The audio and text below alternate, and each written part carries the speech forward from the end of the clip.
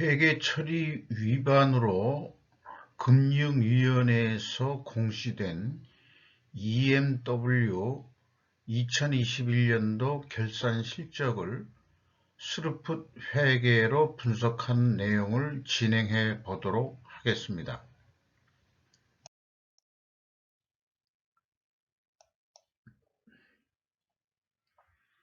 (2022년 4월 6일) 보도한 내용으로 금융위원회 증권선물위원회 자본시장 정책관 기업회계팀의 보도 내용입니다.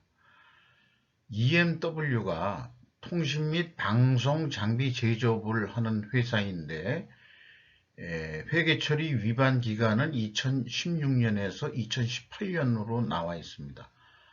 그 위반 사항이 1번, 2번, 3번, 4번인데 1번은 횡령 손실을 미인식했고 특수관계자 공시누락 등이 있고요.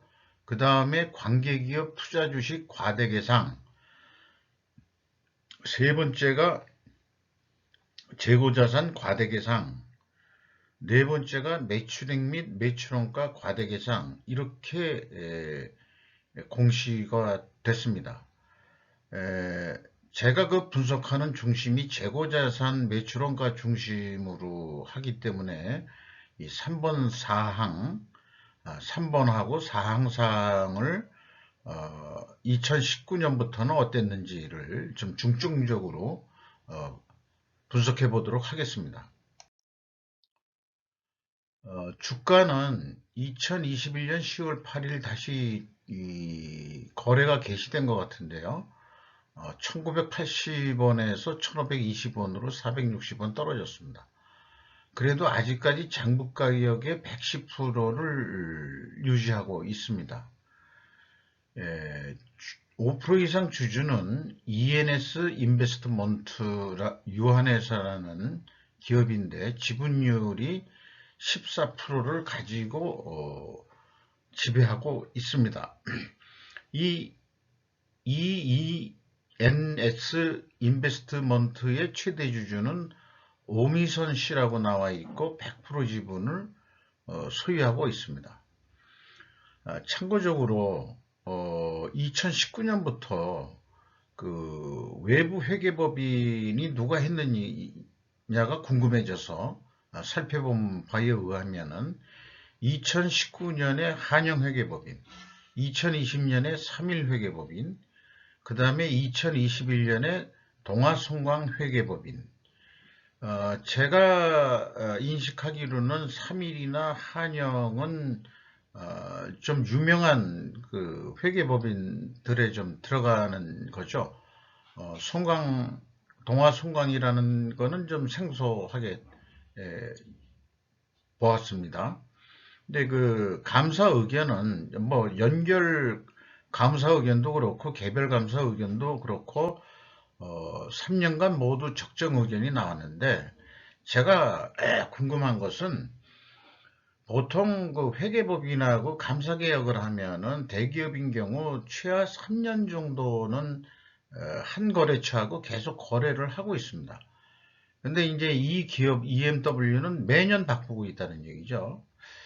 이게 이제 의무가 아니기 때문에 이렇게 하는 모양인데 아마 그 한영회계법인 같은 경우는 제 지금 뭐 머릿속의 결론은 아예 그냥 적정 의견 내고 우리 안 해요 이렇게 한 거 아닐까 하는. 그래서 3일 회계법인도 1년 감사해보고 이거는 뭐 여기 우리 거래할 필요 없겠다, 적정 의견은 내지만 뭐 이래지 않았을까 하는 상상을 해보게 됩니다. 그래서 저는 회계법인이 적정 의견에 이의를 제기할 수밖에 없는 분석을 설명해 나가도록 해보겠습니다. 먼저 그 원가회계 손익을 좀 소개를 해드리면요. 2021년에 그 185억 원 매출을 달성해서 영업이익이 13억 5,200만 원이 나왔습니다. 전년도 54억 원 적자에서 흑자로 갑자기 돌아섰습니다. 뭐 원가 회계 영업이익상으로도 그렇고 스루풋 회계 분석상으로도 뭐 흑자로 전환된 건 맞습니다만은 원가 회계 생산성으로 볼 때도 크게 0.37이라는 수치가 크게 증가한 거로 되어 있습니다. 거기다가 어, 기타 영업의 손익 내용까지 그 합쳐지면은 무려 50억이 이 세전 순이익이 났습니다. 근데 그게 뭐냐 그러면은 기타 손익에 21억 원의 그 수익이 있고요. 그 다음에 금융 손익에서도 금융 수익이 15억 원대 이익이 발생을 해서 세전 이익이 50억이나 증가되어 있는 게 있는데 영업 부문보다도 그 영업의 부분에서 이익을 많이 내가지고 50억의 이익을 달성한 거로 그렇게 돼 있습니다. 근데 여기에서 제가 좀 의문을 가져보는 것은 대손상각이 영업 부분에도 대손상각이 있고 그 다음에 이제 이 영업의 부분에서도 기타의 대손상각이 있는데 또 환입이라는 게 있습니다. 이런 것들이 매우 그 불안정한 그 어떤 이 자산의 운영 상태를 반영하는 거 아닌가 하는 느낌을 받게 되고요. 그래서 그 대손상각의 그 금액들을 살펴보니까 대손상각비가 이제 영업 부분 거고요. 영업의 외 부분에는 기타의 대손상각으로 돼 있어가지고 22억의 대손 상각비가 나와 있습니다. 근데 이게 마이너스로 돼 있다는 것은 대손 상각이 환입이 됐다 이렇게 해석이 됩니다. 플러스로 표현된 것들은 이제 대손 상각비인데 마이너스로 표현된 거를 여기선 빼야 되니까 플러스가 돼버리니까 이익이 돼버리는 거죠. 저건 그 대손 상각을 과대하게 잡았다가 다시 환입을 잡는 그런 것도 좀 이상하게 생각이 듭니다. 스루프 손익으로 와서요. 매출액 증가액 40%보다는 매출에 비례하는 매출 재료비가 91%나 크게 증가했습니다. 그래서 스루풋은 32.2%뿐이 증가를 안 했고 스루풋률은 반대로 5% 하락입니다. 이것은 위험 신호로 감지해야 될 사항입니다. 운영비용은 15%를 줄여서요. 그 결과 TOE 생산성은 1.09로서 전년도 0.7보다 0.39포인트가 상승했습니다. 2019년에 정상으로 돌아왔다고 가정하고 영업을 했는데 2020년에는 적자가 됐다가 다시 이제 흑자로 된 이렇게 매 3년간 굴곡이 심한 그런 영업을 보이고 있습니다. 슬픈 영업이익은 12억으로서 원가회계 영업이익보다는 1억 3,900만원 적은 수치입니다. 이것은 가공비 배부 재고자산이 증가했기 때문입니다. 재고자산 명세에 봐가지고요.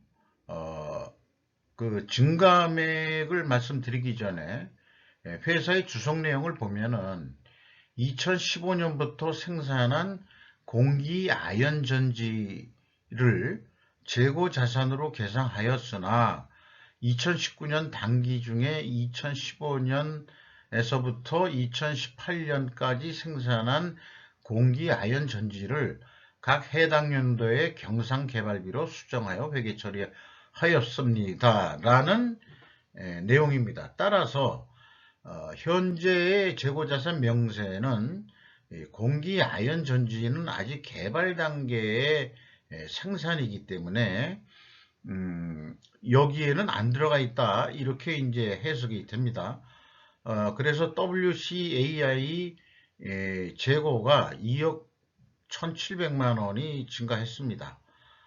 전체적으로는 5억 8,600만 원이 증가했는데 문제는 이 충당금의 변화가 재고 증감의 변화보다도 대폭 3배 정도나 된다는 얘기죠. 그 증감액이 5억 8,600만 원 증가했는데 대손 충당금이 16억 5,900만 원의 그 변화가 있다는 얘기입니다. 이게 재고자산 평가에도 지금 문제가 있다. 이렇게 볼 수 있는 대목이 되겠습니다. 한마디로 재고자산의 회계가 불투명할 것 같은 그런 느낌을 지울 수가 없습니다. 비용의 성격적 분류로 와서요. 보통 표준적인 게 ABC까지 표현하는 건데 D로서 재고자산 평가손실을 그 비용의 성격적 분류에 넣은 회사는 제가 그 분석 경험상 처음 봅니다.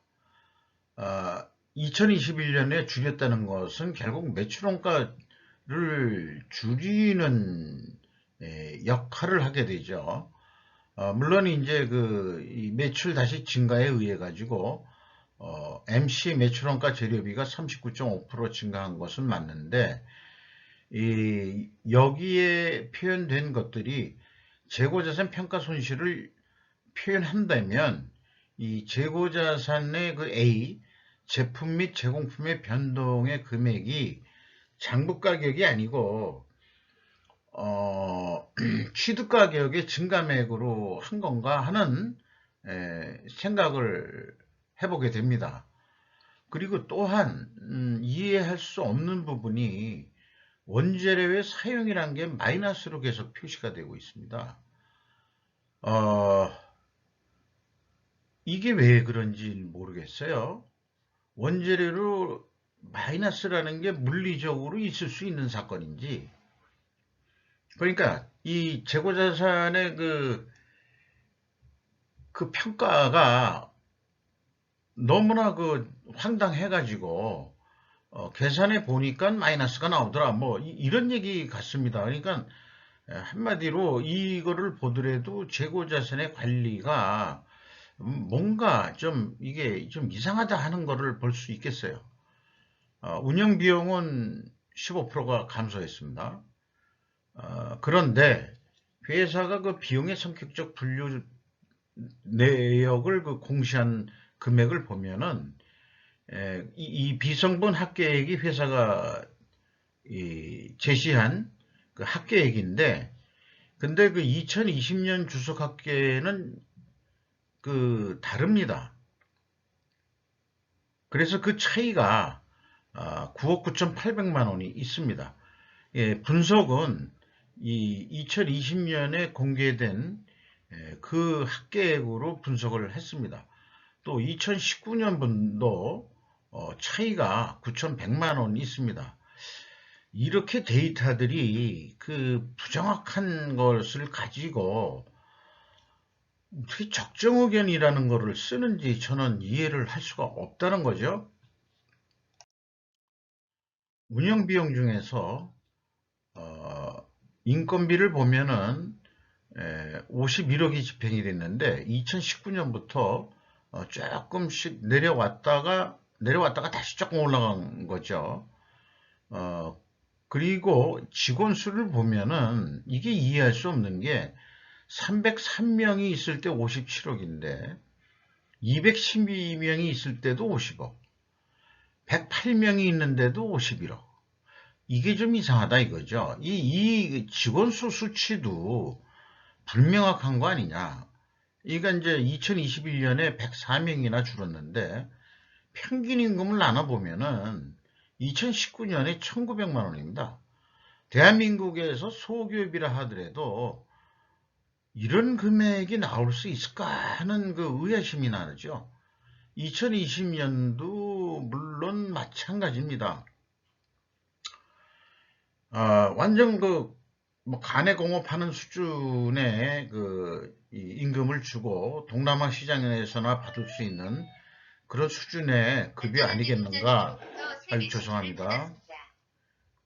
무음으로 해놨어야 되는데 죄송합니다. 그리고 2021년에 와서는 108명인데 이제 평균 임금이 4,730만 원이 됐다. 이것도 의아한 내용들입니다. 자관 선입감이 일단 회계처리 위반했던 기업이기 때문에 제가 이렇게 보는 게 아니고 수치적으로도 그렇다는 거죠. 그 임금 인상률 산출로도 99% 올려주는 회사가 과연 있는가? 물론 이제 이 고위직의 직원들이 고임금을 크게 받는지는 모르겠습니다. 그래서 그 운영 비용 중에서 경상개발비가 인건비 다음에 가장 크게 나가는 거로 현재 되어 있습니다. 이게 이제 아까 그 공기 아연 전지 개발 비용이라는 건데요. 전년보다도 18.6% 개발비가 줄은 거로 이렇게 되어 있습니다. 그리고 대표이사가 2020년까지 양일규 씨라고 되어 있는데 퇴임한 것은 그 임기 만료에 의한 퇴임으로 보입니다. 그런데 이승준 씨라는 분이 대표이사로 들어왔는데 공인회계사로 표현이 되어 있습니다. 그리고 공동대표이사로 로이드 연수 리라는 분이 공동대표이사로 2021년에 들어와 있습니다. 신분에서 선임으로부터 새 메시지를 받았습니다. 잠깐 실례하겠습니다. 선임으로부터 새 메시지를 받았습니다.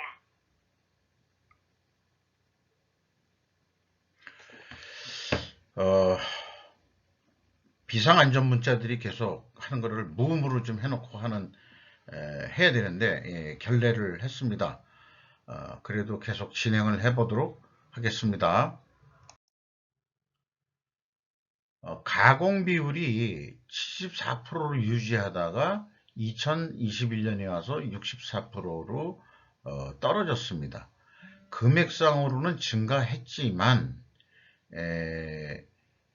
비율적 총 제조 비용 중에서는 좀 떨어졌다.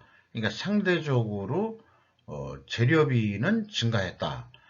이런 큰 변동도 보면은 원재료 가격이 그럼 상승했다 이렇게 이제 상식적으로 추정할 수 있는 거죠. 과연 그것을 확인할 수 있는지 좀 궁금합니다.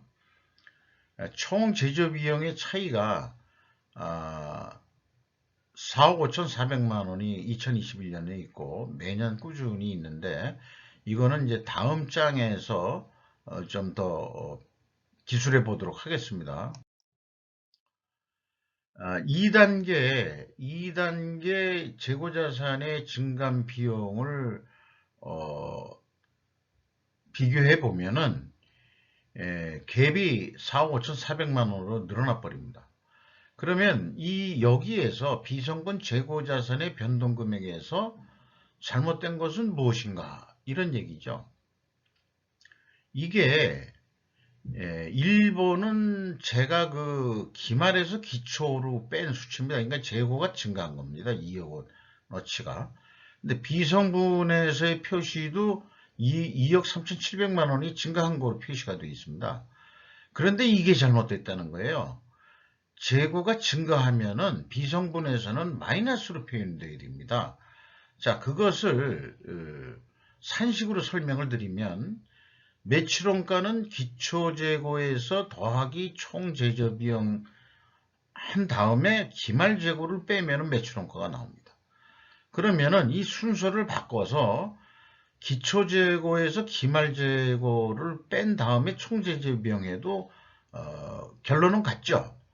그러니까 비성분에서 표기하는 방식은 기초에서 기말을 빼는 겁니다. 그러니까 기말의 재고가 증가했다고 하면은 마이너스로 나와야 당연한 거죠.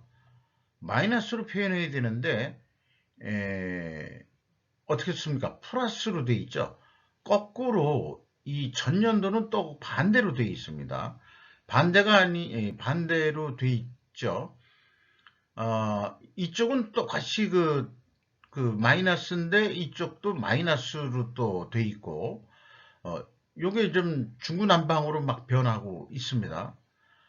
어쨌든 그 갭이 이렇게 그 매년마다 차이가 있는데, 그래서 이게 재고자산 평가 손실하고도 무슨 문제가 상관관계가 있지 않을까 해서 비교를 해봤는데, 상관관계를 추적하기에는 그 수치적으로 좀 어려울 것 같습니다. 그래서 여기까지 와서 이 대목에서 생각해 보는 게 의도적인지 비의도적인지는 불분명하지만 기본적으로 재고자산 회계를 담당하는 회계팀의 이 재고자산 회계 역량이 부족한 거 아니냐라고 동정을 하는 그런 기분이 들 정도입니다. 2018년까지 그 금융위원회의 그 지적을 받아서 그렇게 개정들을 하고 수정들을 했다면 좀 더 투명한 그 재고자산 회계가 나와야 되는데 여전히 마찬가지다 이런 얘기죠. 이게 이런 기업이 계속 그 지속될 수 있을까 걱정입니다. 또 현금 흐름표 기준으로 보더라도 차이가 심합니다. 현금 흐름표 재고자산의 증가액을 본인들이 표시한 거는 2억 7,400만 원이 현금이 들어왔다면 재고가 그만큼 줄어야 되는데 거꾸로 재무상태표상은 5억 8,600으로 증가를 했거든요. 그 갭이 8억 6천만 원이나 됩니다. 그래서 재고자산 평가손실 환입액을 자신들이 표현한 금액으로 차감해 주면은 갭2로 여전히 남습니다. 2020년이 딱 한 해만 일치할 뿐입니다. 따라서 저는 현금 흐름표의 수치가 맞지 않으면 모든 데이터는 부인되어야 된다 라고 강조하는 바입니다.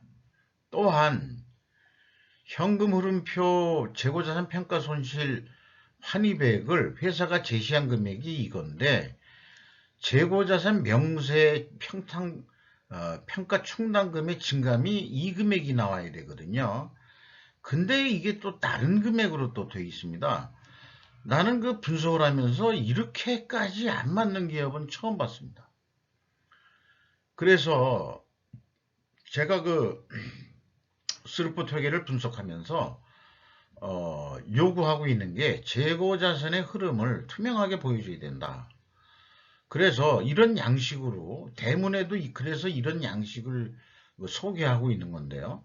기초재고에서 입고액을 기술하고 그 다음에 출고액도 쓰고 평가손실 환입 여기다 좀 써라. 그리고 타계정 대체라는 게 있을 수 있으니까 여기다가 써라. 그리고 기말재고를 표현해라. 이렇게 이 주주들한테 보여줘야지 이게 부분으로 해서 나눠져 가지고 하다 보니까 이게 완전 재고자산 매출원가 회계가 부식회계의 보고같이 지금 작동하는 것 같습니다. 그러니까 완전히 어떻게 생각하면 조작들 하고 앉아 있다. 그렇게 좀 생각이 듭니다. 경영평가지표로 와서요. 재고 회전율이 하락했습니다. 그리고 TOE 생산성은 거꾸로 상승했습니다. 이렇게 증감해서 그 플러스 마이너스 반대 방향이면은 부식회계 개연성 가정을 합니다. 그러면은 이것을 그 반증하려면은 이 원재료 가격이 하락했다든가 그 다음에 그 제품 가격이 그 상승을 해야 되는데 아까 그 매출 원가 재료비가 그 크게 그 증가한 거로 돼 있죠. 그러면은 그 원재료 가격은 상승한 거 같기는 합니다. 그리고 이제 이 제품 가격은 상승을 했을 거라고 또 그렇게 추론은 됩니다. 그러나 앞서서 봤듯이 1단계에서 3단계까지 재고자산 검증을 한 결과는 그런 그 반중 추론도 하고 싶지 않을 정도로 이미 그 3단계까지 다 오차들이 있고 불투명하다는 게 눈에 보입니다. 그래서 전반적으로 수치를 못 믿겠다 하는 그런 판단을 할 수 있겠습니다. 총자산 회전율은 0.27분이 안 되고요.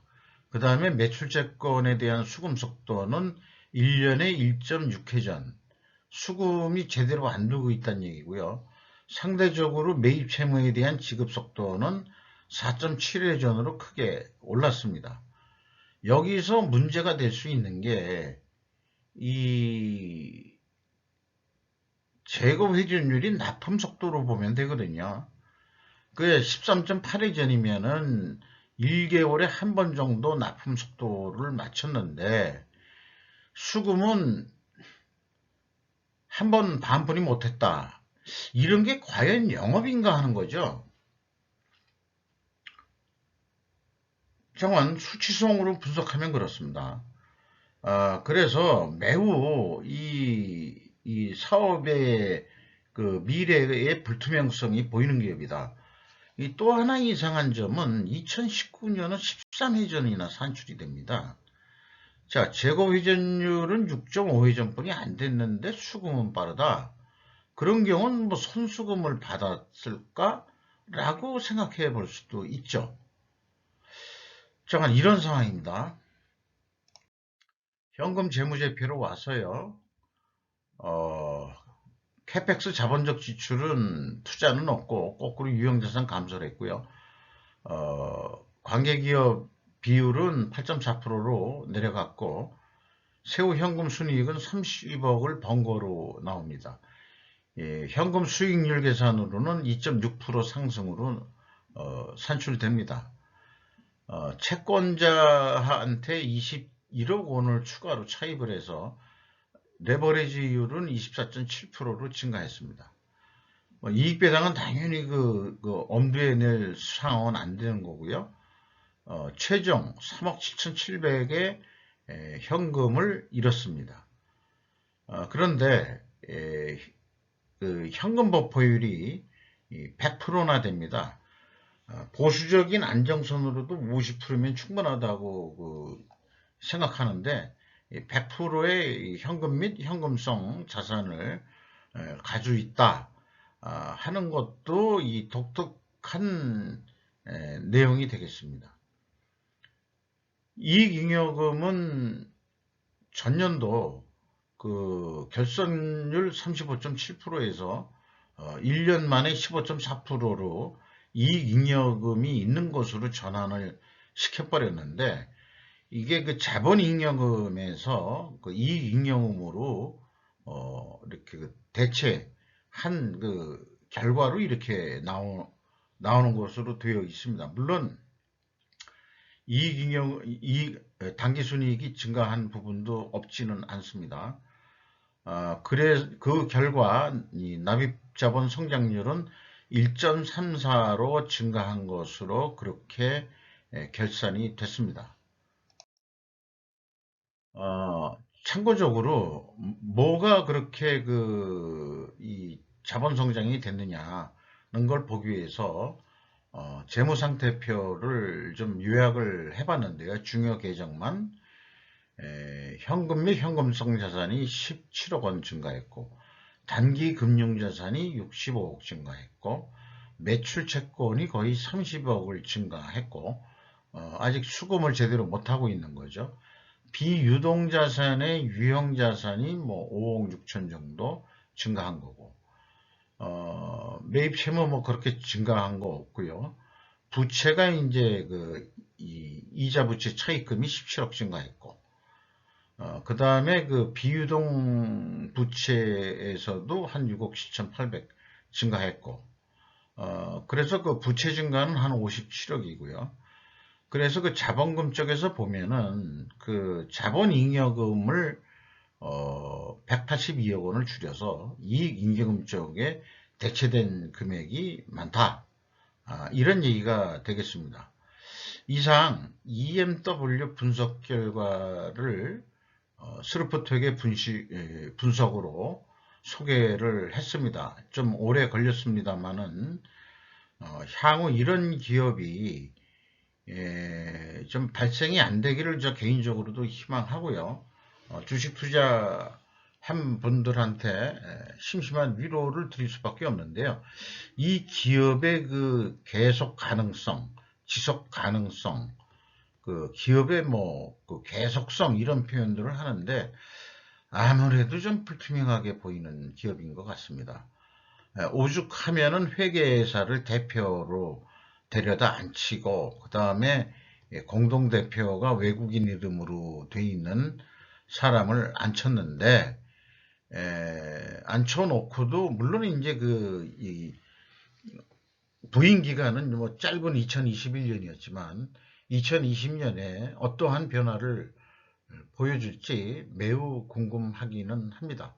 이상 마치도록 하겠습니다. 감사합니다.